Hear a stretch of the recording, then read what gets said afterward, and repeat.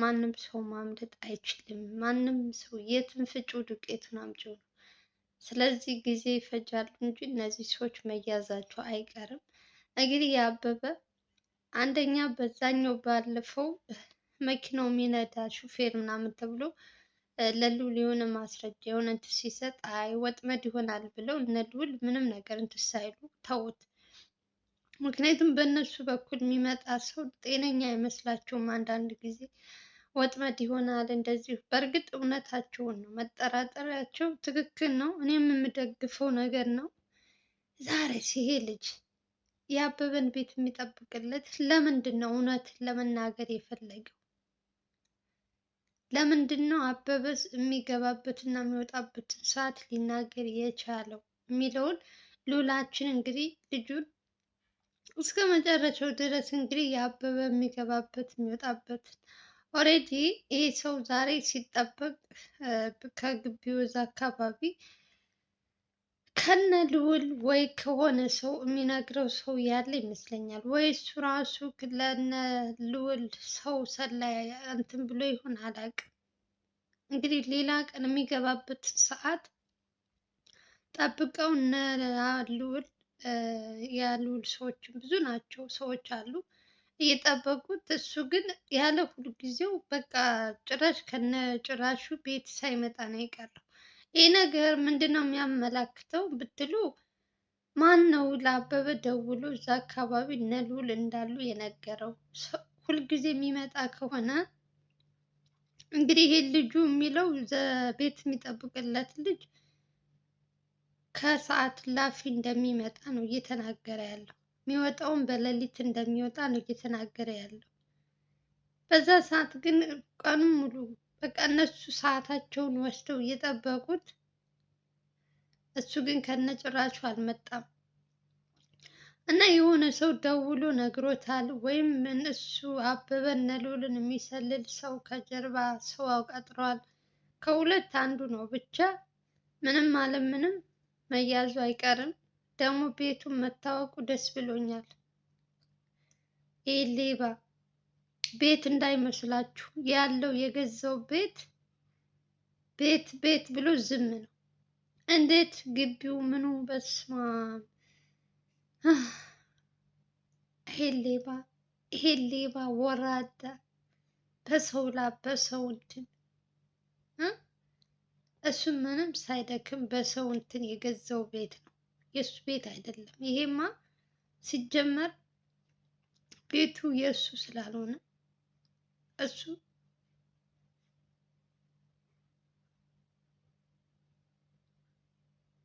ሰርቶ እስካላመጣው ድረስ ቤቱ የእሱ አይደለም።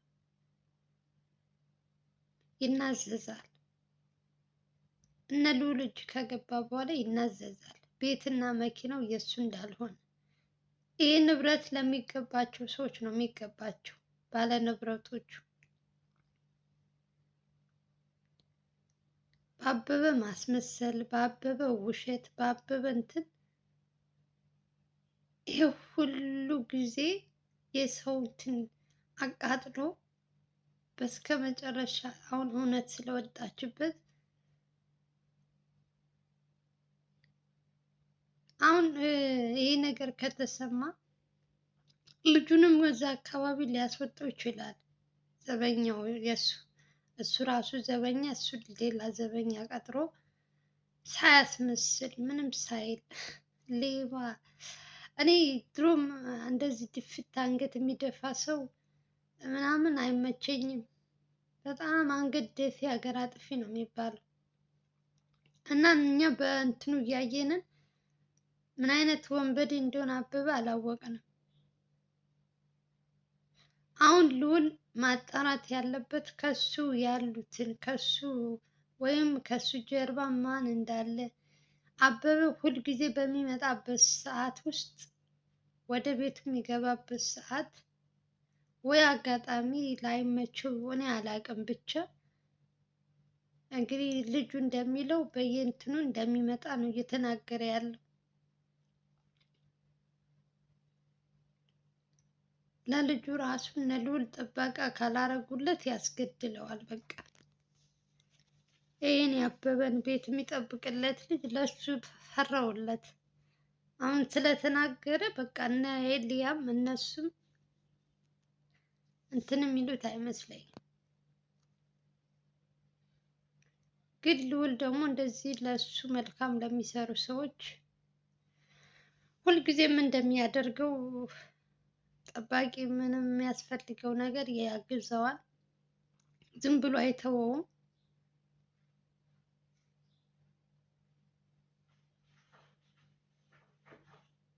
መጨረሻቸው ያሳየን። እኔ የእነዚህ ሰዎች መጨረሻ ያሳየኝ የእውነት በዛም አሉ በዛም መጨረሻቸው ያሳየኝ። ዛሬ መቶስ ቢሆን ቤቱ እንደ ሌላ ቀኑ ሲገባ ወይኔ እነ ልዑል ራሱ ከረፍት ከረፍት ከረፍት ገላግሏቸው ነበር። ይሄ ልጅ ልክ እንደ ሁልጊዜው ቤቴ ብሎ ሲመጣ ሱክ ሲል ቢይዙትማ በቃ ይለግን ነበር። አንዳንድ ጊዜ ያው አይሳካላችሁም። እናንተ በረፈዳ ምንድን ነው በሮጣችሁ በለፋችሁ አይሆንም። ሁሉም በጊዜው ነው። ሰው በለፋ በደከመ ቢሆን እስካሁን ድረስ ሊያና አበበ እጃቸው ውስጥ ገብተው ነበር። ግን ደግሞ ያው የጊዜ ጉዳይ ይመስለኛል። ይሄን ልጅ ግን ሳላመሰግነው አላልፍም። የእውነት በጣም ሁላችሁም የአበበን ቤት የሚጠብቀው ልጅ በጣም በጣም በጣም ጎበዝ፣ ከወንጀል ተባባሪ፣ ቤት ሲመጣ ስልክ ሲያወራ ወይ የሆነ በቃ ስለሰማው ነው እንግዲህ ለልዑል ደውሎ ስልኩን አፈላልጎ እንደዚህ የሚገባበት እና የሚወጣበት ሰዓት ሊናገር የቻለው እና እግዚአብሔር ይስጠው ወንድማችን። እንደነዚህ አይነት ሰዎችን እግዚአብሔር ያብዛልን። እርስ በርሳችን እኮ ብንተባበር ሀገራችን ላይ ወንጀለኛ አይኖርም ነበር። አሁን አብዛኛው የኛ ሰው እየተደባበቀ አንዱ የአንዱን ምስጢር ሲጠብቅ አንዱ አንዱን ሲል በቃ እየበዛ እየተባዛ መጣ። ይህ ደግሞ አያስፈልግም። እንደነ አበበ እንደነ ሊ አይነቱ አያስፈልግም። እያጠሩ መሄድ ነው።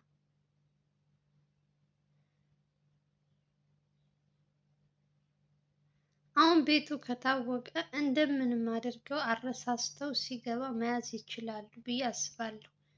አሁን ላይ ያው እና ይሄ ሌባ አበበ የተባለው ወራዳ እንግዲህ ሲጠብቁ ስንት ሰዓት ሙሉ ሲገባል ይወጣል ብለው እንግዲህ እዛ የሚወጣበት የሚገባበት ሰዓት ከተናገረ በኋላ ልጁ አጅሬ ማን ይንገረው ምን ይስማ ምንም በማይታወቅ ሁኔታ እንግዲህ ስንት ሰዓት ሙሉ ሰውን እንትን እያለ እንግዲህ ኦልሬዲ ምንድን ነው የትም ቤት የትም ዙሮ ዙሮ መግቢያው ጭራሮ ይባላል።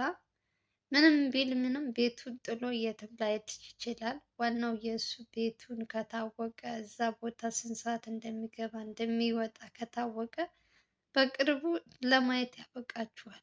አስቴር ምን አለች ትላላችሁ? አበበ ከነ ልዑል እጅ ካልገባ ሲወጣ ሲገባ ዋናው ይሄ ልጅ አሁን ልዑል አሁን ለዚህ ልጅ ጥንቃቄ ማድረግ አለበት። ለአበበ ቤት የሚጠብቅለት ልጅ ማለት ነው። ምክንያቱም እውነት ስለተናገረ የእኛ ሰው እውነት እንዲናገር ሰው አይፈልግም። ልጁን ሊጎዱት ስለሚችሉ ያው ልዑልም ሲጀመር የሚተው አይመስለኝም። ኦልሬዲ ለሱ ብሎ ደውሎ እዚህ ቦታ ስንት ሰዓት እንደሚገባ እንደሚወጣ የተናገረው ለነ ልዑል ብሎ እስከሆነ ድረስ እሱን ደግሞ መጠበቅ የነ ልዑል ግዴታ ነው ማለት ነው። ብቻ ብቻ ያገናኘን።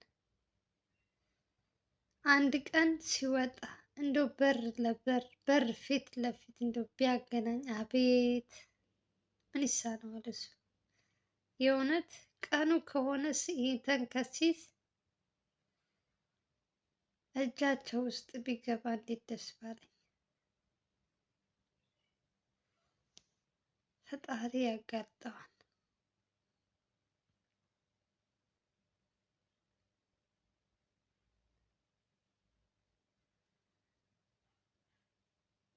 አንዳንድ ጊዜ ግን አይገርማችሁም? ቤት ወጣ ቤት ገባ እያሉ እነሱ ሲፈልጉ እና እግዚአብሔር ሲያጋልጠው ይህን ወራዳ ሰውዬ ጭራሽ አያችሁ እነ ልዑል አትድከሙ አትልፉ ሲላቸው ራሱ ደውሎ እንደዚህ ወንጀለኛን የሚያጋልጥ ሰውም አለ። ሁሉም ሰው ጥቅም ወዳጅ አይደለም። እና ይሄ ልጅ አሁን ሞር እዛ ቤት ውስጥ ስንት ሰው እንደሚመጣ እንግዲህ ስለሚያውቅ ነው ለልዑል ደውሎ በዚህ ሰዓት ነው የሚገባ አበበ ምናምን ብሎ ሊናገር የቻለው። አንደኛ ነገር የነ ልዑልን ቪዲዮ ያያሉ። ማንም ሰው እንግዲህ የነ ልዑልን ቪዲዮ የማያይ ሰው የለም። እንደምታዩት ነው፣ ሁሉም ያያል። ደግሞ የዚህ አበበ ግፍ ደግሞ በጣም በጣም በጣም ማንም ሰው እኔ እኮ እነ ልዑል እስካሁን ድረስ አበበ ራሱ እንደዚህ አያደክማቸውም ነበር። ፊታቸውን እየሸፈኑ ባይለቋቸው መውጣቱ አይቀርም አበበ መንገድ ላይ ሲሄድ ምንም የትኛውም አጋጣሚ ሲሄድ ሰው ሊጠቁማቸው ይችል ነበር። የእነሱ ችግራቸው ምንድን ነው? የሰው ፊት እየሸፈኑ ሰው እንዲያግዛቸው አይደለም። እነሱ ደግሞ ይህ ነገር የሚያደርጉት ሰዎች ከስህተታቸው ታርመው ሲወጡ በመጨረሻ ላይ ከእንትናቸው ይወጥ ሽንት ሲሉ ሲታረሙ ሰው እንዳያገላቸው ከሰው ሰርተው አብረው እንዲወጡ እንዲገቡ እነሱን እያሰቃዩ እነሱ እየበደሉ እነሱ ደግሞ ለወደፊት ያስቡላቸዋል። ይህን ያክል ነው። ልዑል በተለይ ለሰው ልጅ ያለው ጥንቃቄ ይህ ነው። አብዛኛው እኛ ኮሜንት የምንጽፈው ለምን ፊታቸው ይሸፈናል፣ ለምን እንትናቸው እንትን ይላል እንላለን። ግን የእነሱ ምክንያታቸው ይሄ ነው፣ ሰው እንዳያገላቸው ምናምን በማለት እና መልካም ለምትሰሩ ሰዎች እኔ እግዚአብሔር ይስጣችሁ ነው የምለው። በተለይ ወንጀልን የምትናገሩ እዚህ ቦታ አለ እዚህ እንደዚህ ያለ እያላችሁ የምትናገሩ ሰዎች ለእናንተ ቃል የለኝም። የእውነቴን ነው የምላችሁ። በጣም በጣም እስካሁን ድረስ እኔ በጣም ብዙ ሰው አይቻለሁ፣ ብዙ ነገር አይተናል። የአሁኑ ደግሞ ትንሽ እጅግ በጣም የምትወደዱ ክብር ክብር ይገባችኋል። እግዚአብሔር ይስጣችሁ የኔ መልካሞች፣ ለሰው የምታግዙ ለሰዎች እዚህ ቦታ ነው እዚህ ነው እያላችሁ እየተናገራችሁ እውነትን የምታወጡ ሰዎች ቃል የለኝም። እኔ መጀመሪያም እንደዚህ አይነት ነገር ሲፈጠር አሉ መልካም መልካም ሰዎች ወንጀልን እንትን የሚሉ ብያችኋለሁ። ብዙ ጊዜ እያየን ነው። በመስፍን ዙሪያ ራሱ በጣም ብዙ ሰዎች እነ እንትና ሲፈለጉ ወንድምና ማች በእነሱ ዙሪያ ስንት ሰው እየደወለ እዚህ ቦታ ናቸው እያለ መልካም ሰዎች አሉ። ያው ሁሉንም በጅምላ አንድ አድርገን ባናይ ጥሩ ነው እና ልክ እንደዚህ እንዳበበ ቤት የሚጠብቅለት ወንድማችን ወይም ዘበኛው እሱ አሁን ማንም ሰው አስገድዶት ማንም ሰው እንትን ብሎት አይደለም። አበበ በዚህ ሰዓት ነው የሚወጣ የሚገባ ያለው፣ ግን ህሊናው ራሱ ሲያይ የሚሰራው ስራ የሚዘገነን ስለሆነ ሲወጣ ሲገባ ይዟቸው የሚመጣው ይዟቸው የሚወጣውን ስለሚያይ ነገ ጠዋት በእኔ የሚደርስ ብሎ እንግዲህ ደውሎ ለልዑል እንደዚህ በመናገሩ እኔ ደስ ብሎኛል። በእርግጥ በሱ ላይ በኋላ ምን ይዞበት እንደሚመጣ አላቅም። ስለተናገረ የሊያ ሰዎችም አይለቁትም። እንግዲህ በተቻላቸው አቅም ደግሞ እንግዲህ እሱን ማገዝ ባለባቸው እነ ልዑልም ያግዙታል ብዬ ተስፋ አደርጋለሁ። ግን የእውነት ሁላችሁም አመስግኑት። ይሄ ልጅ ወንጀልን ወንጀለኛ ነው ብሎ የሚያጋልጥ ሰው የእውነት ሊሸለም እና ሊበረታታ ይገባል ማለት ነው። ኢትዮጵያ ውስጥ እርስ በርሳችን ወንጀለኞችን እየሸፋፈን እንዳላየን አይተን ዝም ባንል እስከ ዛሬ ድረስ እነዚህ ሰዎች የት በደረሱ ኖሮ እና እንደዚህ አይነት ሰው ያብዛልን ነው የምለው። አበበ ሳያስመስል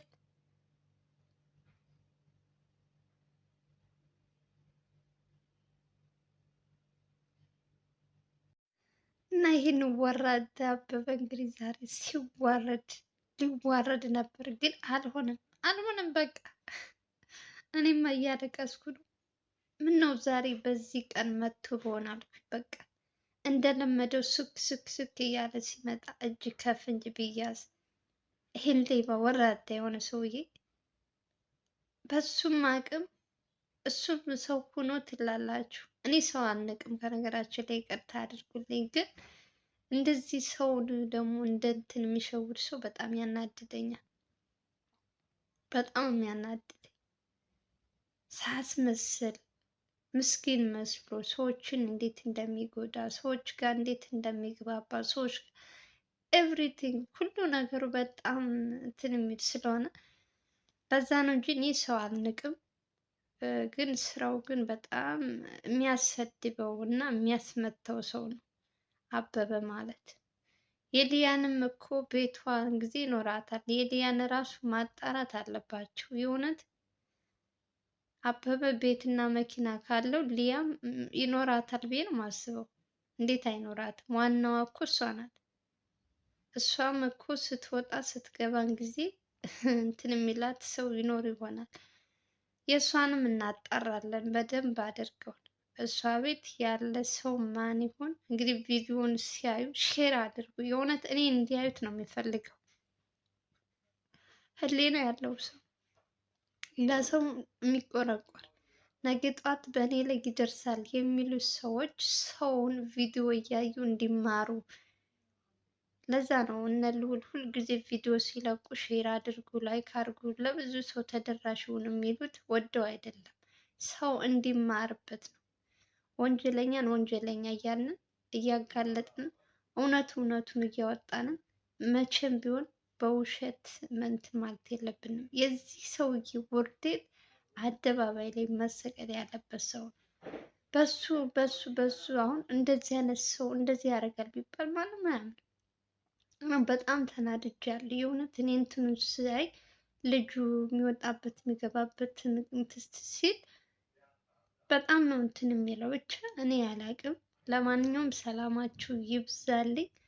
ዛሬ እንግዲህ መግቢያ ላደርግላችኋለሁ ምን እንደገጠመው ልዑል እዛ ቤት አበበ ቤት ተብሎ የሄደበት እንትን እሱን መግቢያ ላይ ያደርግላችኋለሁ፣ ታዩታላችሁ። ቪዲዮ ላይ ካድርጉ፣ አዲስ ከሆናችሁ ሰብስክራይብ አድርጉ። በተረፈ ሰላማችሁ ይብዛልኝ እያልኩ የዛሬው ቪዲዮ ይመስላል። ሰላምና ፍቅር እመኝላችኋለሁ። ወንጀለኞችን ማጋለጥ አሁንም ወደፊትም ይቀጥላል በሚለው ሰላማችሁ ይብዛልኝ። ባይ ባይ።